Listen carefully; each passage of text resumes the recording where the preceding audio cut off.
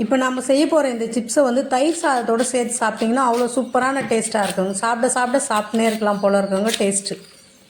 உருளைக்கிழங்கு தாங்க இது. நம்ம நார்மலாக கடையில் வாங்கி சமைக்கிறோம் இல்லைங்களா, அந்த உருளைக்கிழங்கு கிடையாதுங்க. அது வந்து மண்ணுக்கு அடியில் விளையுங்க. இது வந்து கொடியில் விளையுங்க, கொடி உருளைன்னு சொல்லுவாங்க.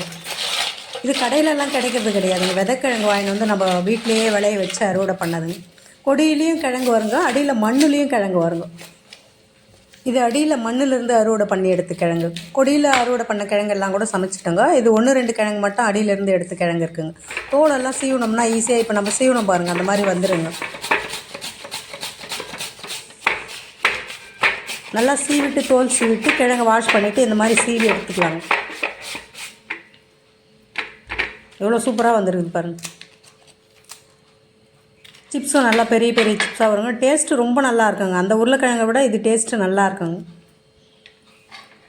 அதே போல் அந்த உருளைக்கிழங்கு நம்ம சாப்பிட்டோம்னா சிலருக்கு வந்து வாழ்வு பிரச்சனை வருங்க. அந்த உருளைக்கிழங்கு சாப்பிட்றப்போ இது வந்து வாழ்வு பிரச்சனை கூட வராது.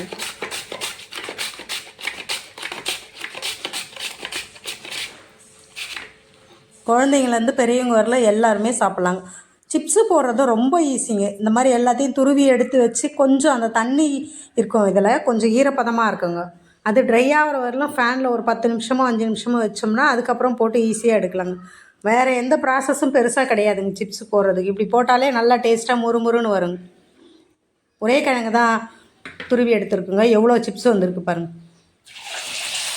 எண்ணெயை கொஞ்சமாக ஊற்றி சூடு பண்ணிவிட்டு நல்லா எண்ணெய் சூடு ஏறின பிறகு போட்டோம்னா தான் சிப்ஸ் வந்து நல்லா முறுமுறுன்னு வருங்க. கொஞ்சம் சூடு கம்மியாக இருக்கிறப்பே போட்டோம்னா எண்ணெய் நிறைய இழுக்க ஆரம்பிச்சிருங்க. வதன்னு இருக்குங்க சிப்ஸு, அந்த மொறுமொறுப்பு தன்மை வராது.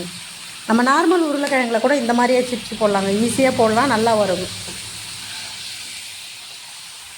அந்த உருளைக்கிழங்கு சிப்ஸை விட இது வந்து நல்லா டேஸ்ட்டாக இருக்குங்க.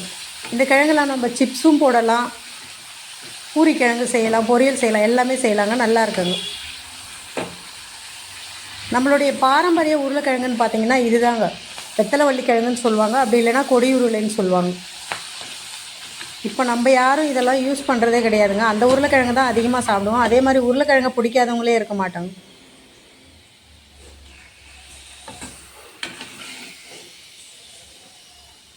இந்த கிழங்கு கிடைக்கிறவங்க இந்த மாதிரி ஒரு முறை இந்த கிழங்கை சமைச்சு சாப்பிட்டு பாருங்கள். டேஸ்ட் ரொம்ப நல்லா இருக்குங்க.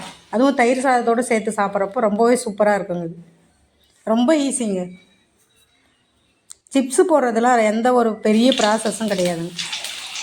கொஞ்சம் அந்த ஈரப்பதம் மட்டும் ட்ரை ஆகி போட்டோம்னா நல்லா முறுமுறுன்னு வந்துடுங்க சிப்ஸு.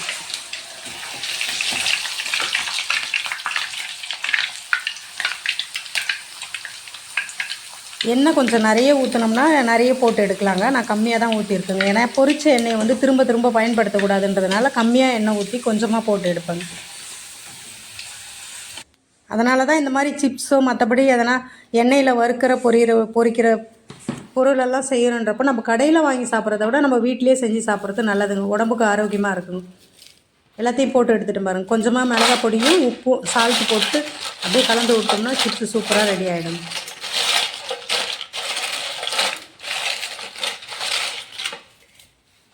சாம்பார் சாதம், தயிர் சாதம் எல்லாத்துக்கு கூட சேர்த்து சாப்பிட்லாங்க. ரசம் சாதத்துக்கு கூட சூப்பராக இருக்கும். இன்றைக்கி தயிர் சாதத்துக்கு கூட தான் இதை சேர்த்து சாப்பிட போகிறோம்.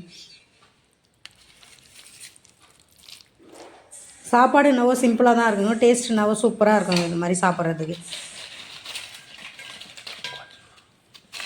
குழந்தைங்களுக்கெல்லாம் செஞ்சு கொடுத்தீங்கன்னா இந்த சிப்ஸ் எல்லாம் வந்து விரும்பி சாப்பிடுவாங்க.